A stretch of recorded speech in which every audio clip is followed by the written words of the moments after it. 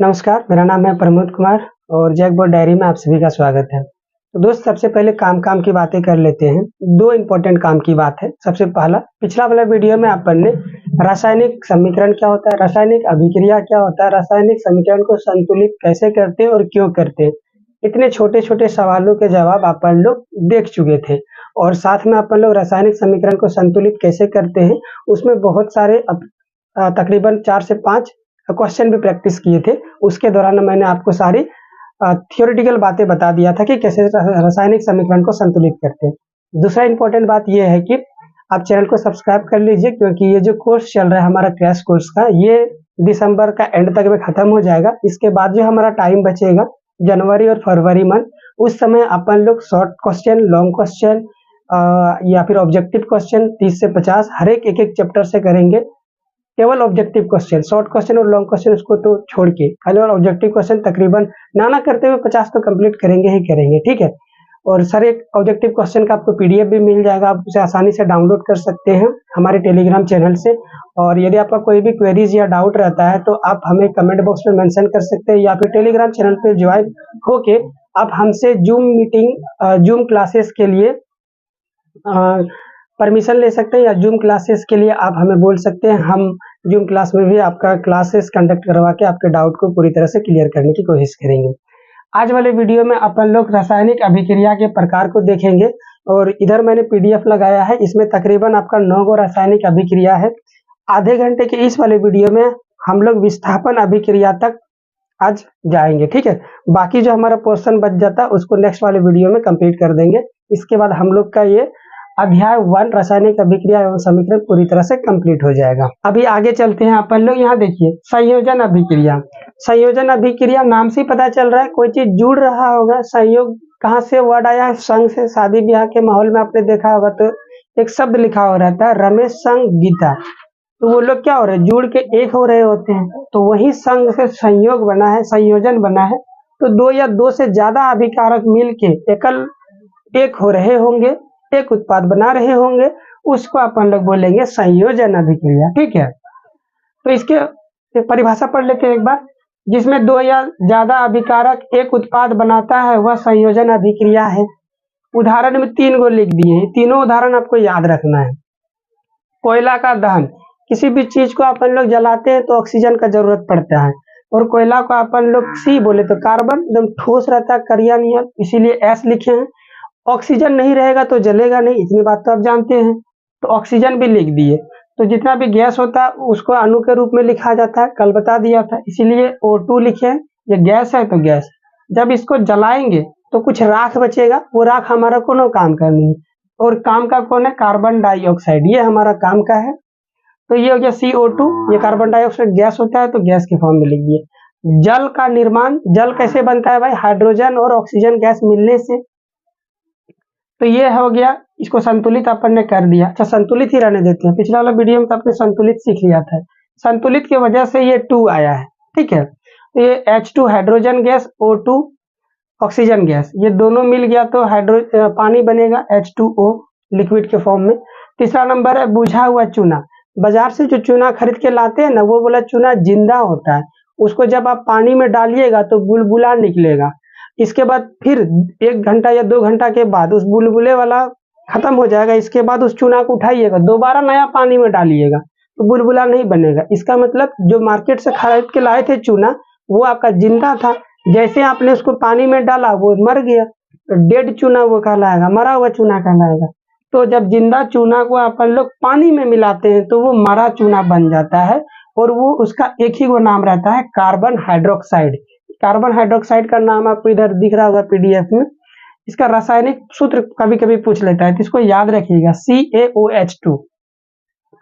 आपका जिंदा चूना का नाम क्या है? Calcium oxide. जिंदा चूना का नाम कैल्शियम ऑक्साइड, ठीक है। पानी के साथ मिलाते हैं तो ये हो जाता है। ये रासायनिक समीकरण संतुलित है, आप एक बार खुद से चेक कर लीजिएगा। अब मैं बताता हूँ कैसे संतुलित है। ऑक्सीजन यहाँ पे 1 गो, ऑक्सीजन यहाँ पे 1 गो, तो 2 गो ऑक्सीजन हो गया ना। इधर देखिए ऑक्सीजन 2 गो है, ये है। हाइड्रोजन यहाँ 2 गो, यहाँ भी 2 गुना H, 2 गो हाइड्रोजन है। कैल्शियम 1 गो, कैल्शियम 1 हो गया। ये पूरा हो गया संयोजन अभिक्रिया का प्रकार और कुछ उदाहरण। आपसे ऑब्जेक्टिव क्वेश्चन में सवाल क्या पूछेगा ये वाला दे देगा, ठीक है, या ये वाला दे देगा और पूछेगा कि बताइए ये अभिक्रिया कैसा है, संयोजन है, वियोजन है, उष्माक्षेपी है, उष्माशोषी है, कैसा अभिक्रिया। तो खट से दिख रहा है ना भाई, दो लोग मिलके एक जन बन रहे हैं, तो मतलब संयोजन अभिक्रिया। खट से मारेंगे संयोजन अभिक्रिया, आप 1 मार्क्स ऑब्जेक्टिव में प्राप्त कर लीजिएगा, ठीक है। वियोजन अभिक्रिया आगे चलते हैं।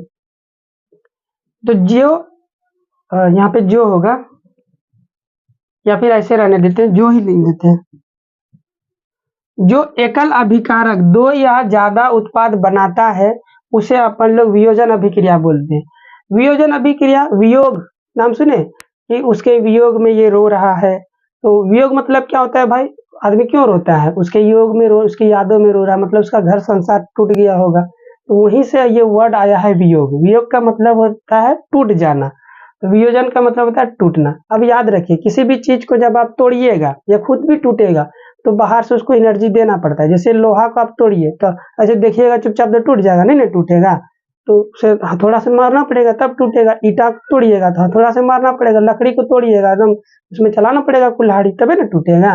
तो ये आप जो बाहर से दे रहे हैं ताकत, उस ताकत को अपन लोग एनर्जी बोलते हैं, तो बाहर से एनर्जी देना पड़ता है। तो यहाँ पे भी आप क्या कीजिएगा भाई, एक गो अभिकारक है उसको तोड़िएगा 2 गो उत्पाद में, तो आपको क्या करना पड़ेगा, बाहर से एनर्जी देना पड़ेगा। वही ये नोट वाला फॉर्म में लिखा हुआ है, इस अभिक्रिया में बाहर से एनर्जी देना पड़ता है। बहुत सारे तरीके होते हैं एनर्जी देने का, लेकिन अपन लोग 10th में केवल 3 तरीका पढ़ेंगे। पहला है विद्युत धारा देकर, दूसरा है उष्मा देकर, उष्मा बोले तो आग जलाकर, तीसरा है प्रकाश की उपस्थिति में। प्रकाश है तो सूरज देव जो है ना, उनका प्रकाश के रोशनी के समक्ष में अपन लोग उसकी धूप को यूज करके अपन लोग रासायनिक अभिक्रिया करवाएंगे तोड़ने वाला। ये सारे के सारे 3 प्रकार से एनर्जी देकर अपन लोग वियोजन अभिक्रिया को करवाते हैं। तो वियोजन अभिक्रिया का सबसे पहले उदाहरण देख लेते हैं, और ये उदाहरण आपको याद रखना है। देखिए H2O हाइड्रोजन और ऑक्सीजन से मिलके पानी बनता है, तो पानी को जब अपन लोग तोड़ेंगे तो वापस अपने को हाइड्रोजन और ऑक्सीजन मिलेगा, ठीक है। इसको तोड़ते कैसे हैं, कौन सा एनर्जी देकर, तो करंट देकर, विद्युत धारा देकर। ये देखिए तीर के ऊपर लिखा हुआ है ना धारा, पिछला क्लास में आपको बताया था तीर के ऊपर उसको लिखा जाता है, जिस तरीके से अपन लोग उसको एनर्जी दे रहे हैं वो वाला चीज, या फिर जो अभिक्रिया को तेज करता है वो वाला तेज। तो इस अभिक्रिया में एनर्जी को तेज करने के लिए, मतलब सभी अभिक्रिया को तेज करने के लिए कौन सा एनर्जी लग रहा है, धारा। आपको याद रखना है ये वाला बात। अब ये कैसे टूट रहा है वो अपन लोग क्लास 11th और 12th में सीखेंगे, अभी इसमें नहीं सीखना है, 10th में उतना दिमाग नहीं लगाना। बस आपको याद रखना है कि पानी जब टूटता है तो कौन सा ऊर्जा लगता है, तो आपका जवाब होगा विद्युत धारा वाला ऊर्जा, ठीक है ना, याद रखिएगा इतना। आगे चलते हैं, ये है कैल्शियम कार्बोनेट। अब भाई ये जो मार्केट से खरीद के लाए थे CaO, यहाँ यही नाम लिखा हुआ है, देखिए तो इसको तो जिंदा चूना बोलते हैं। तो ये जिंदा चूना बाजार में आया कहाँ से, कभी सोचा आपने? मैं बताता हूँ वो कहाँ से आता है भाई, वो जमीन के अंदर से आता है। तो जमीन के अंदर जब आप उसको कोड़ के निकालिएगा ना, वो सफेद सफेद नहीं रहता है एकदम चमकता हुआ, एकदम बहुत सारे पत्थरों में फंसा हुआ रहता है। उस पत्थर में से ऐसे घींच के एकदम उबाल के बाहर निकालना पड़ता है। तो जिस पत्थर के साथ मिला हुआ रहता है ये चूना पत्थर ना, उसी पत्थर को अपन लोग बोलते हैं कैल्शियम कार्बोनेट। तो आपसे सवाल पूछेगा कि चूना, जिंदा चूना कौन सा पत्थर से बनाया जाता है, कौन सा पत्थर से निकाला जाता है धरती के अंदर से कोड़ के, तो वो वाला पत्थर का नाम होगा कैल्शियम कार्बोनेट, और रासायनिक सूत्र होता है इसका CaCO3, ठीक है। अब जब पत्थर वहां से कोड़ के निकाले उसको एकदम बड़ा बड़ा एकदम ये ड्रम में उबाला जाता है, उष्मा देकर, एकदम कोयला देकर, आग जला के, ठीक है, बड़ा बड़ा फैक्ट्री फिल्म सब में देखे होंगे ना। तब वहां से आपका बनता है ये कैल्शियम ऑक्साइड, और वो थोड़ा ठोस रहता है, इसीलिए अपन लोग S लिखे, और साथ में कुछ गैसेस भी निकलता है, वो गैस का नाम है CO। ये नाम नहीं पूछेगा गैस कौन सा है, बस आपसे ये पूछ लेगा कि भाई कैल्शियम ऑक्साइड जो है कौन सा पत्थर से बनता है, तो ये चूना पत्थर से बनता है, याद रहेगा ना, कैल्शियम कार्बोनेट CaCO3। आगे चलते हैं, वियोजन अभिक्रिया के प्रकार। तो 3 तरह से एनर्जी दे सकते हैं, इसीलिए 3 प्रकार का यहाँ पे वियोजन अभिक्रिया होगा। उष्मी वियोजन, मतलब इसमें समझिए उष्मा दे रहे होंगे, इस अभिक्रिया में उष्मा की मदद से या उष्मा खुद 2 उत्पादों में बदला जाता है। ऊष्मा के द्वारा दो उत्पादों में बदला जाता है। ऊष्मा के द्वारा दो, अब ये सही हो गया, आप समझ में आ गया। ऊष्मा के द्वारा दो उत्पादों में बदला जाता है, उसे उष्म वियोजन कहते हैं। ठीक है, ये वाला एग्जांपल देखिए, फेरस सल्फेट है FeSO4, पिछला क्लास में संतुलित करना सिखाया भी था आपको। जब इसको आप गर्म कीजिएगा तो फेरिक सल्फेट में बदल जाता है ये। ठीक है, इसका नाम उधर PDF में दिख रहा होगा। और कुछ गैसेस भी बनते हैं। तो तीर के ऊपर यहाँ पे क्या लिख रहा है? ऊष्मा। बस आपसे खाली क्वेश्चन में ये पूरा समीकरण लिख देगा और यहाँ खाली जगह दे देगा, ऐसे तीर मार देगा या नंबर 1 लिख देगा ऐसे। ठीक है, और बोलेगा 1 नंबर में क्या भराएगा, भरो। ये नहीं बोलेगा कि SO2 क्या होगा। इधर आपको याद नहीं रखना, बस ये याद रखना है। ये आप हायर क्लास में सीखोगे, 10th में, सॉरी 11th 12th में। ठीक है, तो यहाँ देख के ये देखा, आप तो याद आएगा, ये देखा देखा सा लग रहा है, अरे यार यहाँ तो ऊष्मा डलाएगा, तो आप ऊष्मा भर दीजिएगा 1 नंबर में। इस तरह से सवाल पूछता है। कैल्शियम कार्बोनेट तो समझा ही दिए, देखिए। ठीक है, ये वाला नहीं पूछेगा, तो इसको छोड़ देते हैं, टाइम वेस्ट नहीं करेंगे। इसको संतुलित करने के लिए पूछ सकता है, तो अपन लोगों ने ऑलरेडी इसको संतुलित कर लिए हैं पिछला वाला क्लास में। आगे चलते हैं, प्रकाश वियोजन।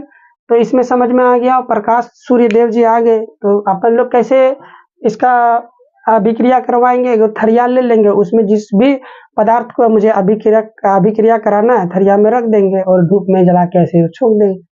जैसे छोड़ेंगे तो क्या हो जाएगा, सूर्य का प्रकाश मतलब धूप उसमें पड़ेगा और अभिक्रिया चालू हो जाएगा। बर्फ देखे हैं, बर्फ को क्या कीजिएगा, जैसे थरिया में रख दीजिए और धूप में ले आके रखिएगा, धीरे धीरे बर्फ पिघल जाएगा और जो बर्फ था ठोस वो लिक्विड में बदल जाएगा, पानी में बदल गया। लेकिन वो पहले बर्फ था तब भी अकेला था, अब पानी में बदल गया तब भी अकेला H2 है। बर्फ था तो H2O था। देखिए इसको समझा देता हूँ। H2O जब बर्फ था उस समय S लिखेंगे, अब जब पानी बन गया, ठीक है, कहाँ पे, सूर्य के प्रकाश के किरण, सूर्य के प्रकाश के किरण पानी में बन गया, तब H2O लिक्विड ही लिखेंगे। तो इधर भी पानी था उधर भी पानी था, दोनों तो पानवे है। वियोजन अभिक्रिया में होता क्या, दो गो उत्पाद बनता है, दो गो उत्पाद बना नहीं ना बना, तो ये क्या बर्फ का पिघलना वियोजन अभिक्रिया बोलेंगे? नहीं बोलेंगे। एक वो ठोस का रूप है, दूसरा लिक्विड का रूप है। इस बात को याद रखिएगा, बस हम आपको समझाने के लिए बता दिए कि सूरज का धूप से भी अभिक्रिया होता है। या फिर दूसरा एग्जाम्पल लेते हैं ना, और भी तो खाद देखिए ना, खाद जो खेतों में छीटा जाता है उसको भी आप धूप में रखिएगा तो धीरे धीरे पिघल जाता है। दूसरा एग्जाम्पल, और मोमबत्ती भी थोड़ा हल्का लोकल ब्रांड का लीजिएगा, उसको धूप में रखिएगा तो वो भी पिघल जाता है। मोम लीजिएगा तो वो भी धूप में रखने पे पिघल जाता है थोड़ा थोड़ा, है ना। तो वो सब बहुत सारा एग्जाम्पल है। बस आपको इसमें याद रखना है कि प्रकाश वियोजन में कौन सा ऊर्जा काम करता है, तो प्रकाश ऊर्जा काम करता है धूप। तो सूर्य के प्रकाश की मदद से दो उत्पादों में बदला जाता है। एग्जाम्पल है यहाँ पे, ये एग्जाम्पल आप याद कर लीजिएगा, AgCl सूर्य की उपस्थिति में। अच्छा ये देखिए, तीर के ऊपर ऊष्मा लिखते हैं, आपको पिछला वीडियो में बताया था आपकी, जो भी उत्प्रेरक होता है या फिर जो भी तापमान को बढ़ाने का काम करता है या एनर्जी जो देता है, उसको अपन लोग तीर के ऊपर या तीर के नीचे लिखते हैं। तो यहाँ पे तीर के ऊपर ऊष्मा लिखा हुआ है, तो ये बात तो समझ में क्लियर आ रहा है कि ऊष्मा एनर्जी को दे रहा होगा। यहाँ पे धारा लिखा है, धारा दे रहा है। यहाँ पे उसी प्रकार सूर्य का प्रकाश लिखा हुआ है, तो एनर्जी देने का काम कौन कर रहा है, सूर्य का प्रकाश। तो ये दो हिस्सों में टूट जाएगा, Ag और Cl2। अब इसमें से बताइए इस समीकरण संतुलित है कि नहीं। यहाँ क्लोरीन दो गो है, यहाँ पे क्लोरीन एक गो है, तो दो गो बनाने के लिए 2 से गुना कर दिए। जैसे ही 2 से Ag को गुना किए तो Ag भी 2 गो हो गया, इधर एक गो है तो इसको भी 2 से गुना कर दिए। ये अब आपका क्या हो गया, संतुलित हो गया। अभी अपन लोग और भी बहुत ज्यादा कुछ देखना है, इसीलिए फटाफट से एक वियोजन अभी भी हमारा बचा हुआ है, विद्युत धारा वाला वियोजन। उसका परिभाषा वाकई में बहुत आसान है, इधर आपको PDF में दिख भी रहा होगा। उसमें क्या करना होता है, कौन एनर्जी देता है, विद्युत धारा, बोले तो करंट उसको एनर्जी देता है और गैस के रूप में बुलबुला बन के बाहर आता है। ये एक्चुअली गैस ही तो है, पानी के अंदर गैस बन के बुलबुला बाहर आता है। ठीक है, उस तरह से ये डायग्राम आपको इधर दिख रहा होगा PDF में, वो डायग्राम ही आपको समझाना था, बट इस क्रैश कोर्स में मैं आपको समझा नहीं पाऊंगा, ज्यादा टाइम लग जाएगा इसीलिए। और आपसे पूछेगा भी नहीं डायग्राम, आपसे क्या पूछेगा, बस आपसे ये पूछेगा कि ये पानी को तोड़ने के लिए कौन सा एनर्जी देते हैं, उष्मा एनर्जी या उष्मा वाला एनर्जी, बोले तो उसमें ऊर्जा या फिर प्रकाशीय ऊर्जा या फिर विद्युत धारा वाला ऊर्जा। तो आप लोगों का आंसर होगा विद्युत धारा वाला ऊर्जा। ठीक है, समझ में आ गया ना। आगे बढ़ते हैं अपन लोग। तो अभी देखते हैं अपन लोग विस्थापन अभिक्रिया। ठीक है, परिभाषा है वह अभिक्रिया जिसमें अधिक क्रियाशील तत्व, एक यहाँ पे वर्ड आया है अधिक क्रियाशील तत्व। अधिक क्रियाशील का मतलब है हमारे पास जितने तत्व हैं उन सभी तत्वों में से कुछ तत्व आपका ज्यादा अभिक्रियाशील है, कुछ तत्व आपका कम अभिक्रियाशील है। तो ये ज्यादा अभिक्रियाशील वाले तत्व की बात कर रहा है। अधिक क्रियाशील वाले तत्व कम क्रियाशील वाले तत्व को उसके यौगिक से विस्थापित कर देता है, उसे विस्थापन अभिक्रिया कहते हैं। राजा महाराजाओं वाला आपने फिल्म में देखा होगा ना, जो ताकतवर राजा होता है वो कमजोर ताकतवर राजा को हरा देता है और उसके साम्राज्य को हड़प लेता है और वहां वो साम्राज्य उसका अधीन हो जाता है और खुद वहां का राजा बन बैठता है। तो वो जो साम्राज्य है ना, वही साम्राज्य को यहाँ पे यौगिक बोल लीजिए। और उस यौगिक का जो भी राजा था, जो भी तत्व होगा, उससे ज्यादा क्रियाशील वाला तत्व के साथ यदि हम लोग अभिक्रिया करवाएंगे तो उसके यौगिक में से उसको सब बोलेगा, रे चल हट, तोरा से तो हम ज्यादा अभिक्रियाशील वाले तत्व हैं, उसको वहां से रिप्लेस कर देगा। विस्थापित उसी को बोलते हैं, रिप्लेसमेंट को रिप्लेस कर देगा। तो उसे आप लोग क्या बोलेंगे? विस्थापन अभिक्रिया बोलेंगे। अब आपके दिमाग में आएगा कि ये जो है क्रियाशील तत्वों का मुझे कैसे पता चलेगा कि कौन अधिक क्रियाशील है कौन कम क्रियाशील है। तो उसके लिए मैंने आपके यहाँ सामने ये लिख के रखा है, जो इम्पोर्टेंट तत्व आपका क्लास 10th में यूज होगा वो वाला चार्ट। उम्मीद है आपको 10th तक, मतलब 20 तक या 30 तक तो संकेत याद ही होगा।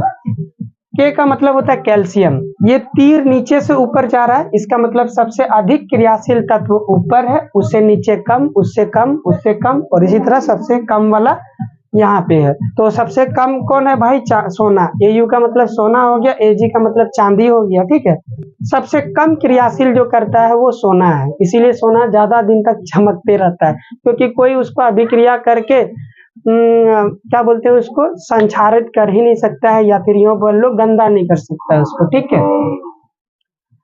तो देखिए, तो सबसे ज्यादा क्रियाशील पोटासियम हो गया, सोडियम हो गया, उससे नीचे कैल्शियम हो गया, मैग्नीशियम हो गया, एल्युमिनियम, जिंक, फिर आयरन आ जाता है। उदाहरण लेते हैं, जैसे देखिए ये आपका आयरन है और एगो यहाँ पे यौगिक है, उस यौगिक में कौन सा है तत्व? Copper sulphate. इस यौगिक का नाम है कॉपर सल्फेट। कॉपर सल्फेट को हम रिएक्शन करवा रहे हैं, मतलब अभिक्रिया करवा रहे हैं Fe से। अब इस चार्ट से पता चलेगा कि कौन ताकतवर है। ये वाला Fe ज्यादा ताकतवर है कि कॉपर?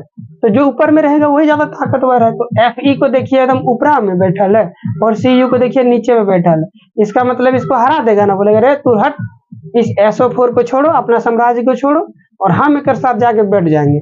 और Cu को अकेला इधर भेज देगा। उत्पाद तीर के बाद देखिए इसको अकेला कर दिया तो खुद आके चिपक गया, ये है ना, रिप्लेस कर दिया ना भाई। इसी के लिए तो इसको बोलते हैं विस्थापन अभिक्रिया। समझ में आ गया? इसको बोलते हैं विस्थापन अभिक्रिया। तो विस्थापन अभिक्रिया आपको पहचानने के लिए दे देगा ऑब्जेक्टिव क्वेश्चन में, ये वाला समीकरण दे देगा और बोलेगा बताइए ये द्विविस्थापन अभिक्रिया है या फिर द्विविस्थापन इधर है।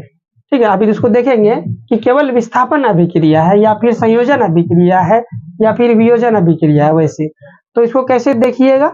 इस तरह से, यदि कोई यौगिक में हट गया होगा कोई चीज, तो इसमें तो ये वाला सीरीज आपको विस्थापन अभिक्रिया बताने के लिए ये वाला सीरीज का तो कोई लॉजिक ही नहीं चाहिए, बस आपको देखना आना चाहिए कि देखो एकरा में से कोई तीर के बाद हटा तो नहीं है, Cu के साथ जो था SO4 हट गया और ये खुद आके अपना जगह बना लिया। हाँ जी, विस्थापित कर दिया, रिप्लेसमेंट हो चुका है, विस्थापन अभिक्रिया।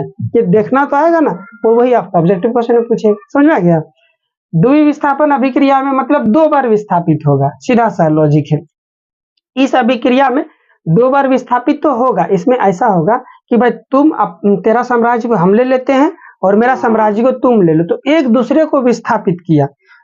तो ये एक दूसरे को विस्थापित करना को अपन लोग साइंस के टर्म में बोलते हैं आयनों का आदान प्रदान करना। तुम मेरा साम्राज्य ले लो, हम तुम्हारा साम्राज्य ले लेते हैं। तो इसीलिए अपन लोग विज्ञान की परिभाषा में इसको इस तरह परिभाषित करेंगे, इस अभिक्रिया में उत्पादों का निर्माण 2 यौगिकों के बीच आयनों का आदान प्रदान से होता है। आयन मतलब समझ में आ गया ना, ये एकदम जैसे लिखा हुआ है वैसे ही आपको याद कर लेना है। आयनों के आदान प्रदान से क्या होता है? विस्थापन द्विविस्थापन अभिक्रिया से उत्पाद बनता है। जैसे देखिए इसका साम्राज्य था SO4 वाला Na और इधर था बेरियम क्लोराइड इसको बोलते हैं, तो Cl2 का साम्राज्य था Ba, लेकिन ये दोनों एक दूसरे को आदान प्रदान कर देगा। SO4 के पास Ba चला जाएगा, तो देखिए बेरियम सल्फेट, इसका नाम है BaSO4, ठीक है ना। और जो सल्फेट था उसके साथ बेरियम आके चिपक जाएगा, सॉरी उल्टा बोल दिया, जो क्लोरीन था उसके साथ सोडियम आके चिपक जाएगा NaCl, ठीक है। अभी आगे बढ़ते हैं, इधर देखिए ऊष्माक्षेपी अभिक्रिया, दूसरा ऊष्माशोषी अभिक्रिया। कुछ ऐसे अभिक्रिया होता है जिससे ऊष्मा निकलता है, जैसे कि आपने कोयला को जलाया, कोयला को जलाने से क्या निकलता है? आग। आग को है क्या चीज? वो तापमान ही तो है। जब उसको जलाते हैं तो ऊष्मा उससे बाहर निकलता है, ठीक है दोस्त। जैसे या फिर आप ऐसे समझ लीजिए, जिंदा जो चूना रहता है उसको पानी में डुबाते हैं तो देखिए एकदम भाप निकलता है, वो भी तो ऊष्मा जैसा ही गर्माहट देता है ना, तो वो भी आपका ऊष्माक्षेपी अभिक्रिया में आ जाएगा। दो वर्ड है, एक है ऊष्माक्षेपी, एक है ऊष्माशोषी। शोषी में अवशोषण करता है, खुद के अंदर लेता है अभिक्रिया करने में, है ना। ऊष्माक्षेपी में छेप कर देता है, बाहर की ओर निकाल देता है। जो ऊष्मा बाहर की ओर निकालेगा उसको ऊष्माक्षेपी बोलेंगे, जो ऊष्मा का अवशोषण करेगा उसको ऊष्माशोषी बोलेंगे। समझ में आ गया? दोनों वर्ड में कंफ्यूजन नहीं होना, याद रखिएगा, ठीक है। तो इसका एग्जाम्पल आप यही तो याद रखिए, कोयला को जलाने से ऊष्मा एकदम पूरा निकलता है, लहलहा के आग पकड़ लेता है, ठीक है। तो कार्बन को हमने ऑक्सीजन के मौजूदगी में जला दिया तो CO2 गैस बनता है, अभी थोड़ी देर पहले ही समझे थे इसको। ऊष्माशोषी अभिक्रिया का उदाहरण आप उसी को ले लीजिए, जो चूना पत्थर था ना, चूना पत्थर में से अपन लोगों को क्या करना पड़ता था? उसको निकालना पड़ता था कैल्शियम ऑक्साइड को, याद है, जिंदा चूना को, CaO को, तो वहां पे अपन लोगों को आग जलाना पड़ता था, याद है ना। तो आग इसमें अपने को देना पड़ रहा है, इसका मतलब वो जो पत्थर है, जहां से चूना पत्थर, जहां से अपन लोग उसको calcium hydroxide, calcium chloride, sorry ये क्या है, कैल्शियम क्लोराइड, ये कैल्शियम क्लोराइड जो पत्थर है वहां से अपने को चूना वाला निकालना है, जिंदा चूना, तो अपने को क्या करना पड़ेगा? आग देना पड़ेगा। तो इसका मतलब वो आग को अवशोषित कर रहा है, तभी जाके वो सफेद वाला चूना, जिंदा चूना आपको दे रहा है। तो यही वाला आप याद कर लीजिएगा कि कैल्शियम कार्बोनेट को हम लोग ऊष्मा देकर गर्म करते हैं पानी की उपस्थिति में, तब ये अपन लोगों को CaO मिलता है। इसको ज्यादा अच्छा से लिख देता हूँ, किसके उपस्थिति में भाई? H2A की उपस्थिति में, तब ये ऊष्मा देते हैं, इसमें ऊष्मा ये ले रहा है, ठीक है।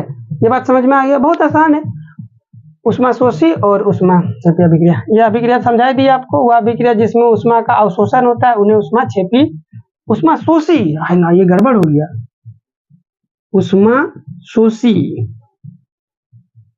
ठीक है दोस्त, ऊष्माशोषी अभिक्रिया बोलेंगे। वीडियो को हम लोग यहीं पे समाप्त करेंगे। अब हमारा जो बच जाता है वो तकरीबन कहाँ गया, मैं देख लेता हूँ क्या बच जाता है हमारा। आपका बचता है अपचयन अभिक्रिया, उपचयन अभिक्रिया, रेडॉक्स अभिक्रिया और वक्रित गंधिता क्या होता है। ये सब छोटे छोटे वर्ड हैं जो आपको समझना है। संक्षारण से कैसे बचाना है, आपको जंग से चीजों को कैसे बचाना है, ये छोटे छोटे चीज है जो अक्सर आपके एग्जाम में पूछा जाता है। उसको कल वाले वीडियो में हम लोग कंप्लीट करेंगे। इसके बाद ये वाला चैप्टर हम लोग का एंड अप हो जाएगा। इसके बाद थोड़ा बहुत अपन लोग 10 आपको ऑब्जेक्टिव क्वेश्चन करवाऊंगा, एक झलक दिखा दूंगा कि हम लोग किस टाइप का दिसंबर में ऑब्जेक्टिव 50 क्वेश्चन करने वाले, उसका नमूना अपन लोग इसका तुरंत बात कल के बाद वाले वीडियो में, ठीक है, उसमें 10 या 15 ऑब्जेक्टिव क्वेश्चन भी कर लेंगे। मिलता हूं नेक्स्ट वीडियो में। टिल देन गुड बाय, आपका दिन शुभ हो। धन्यवाद।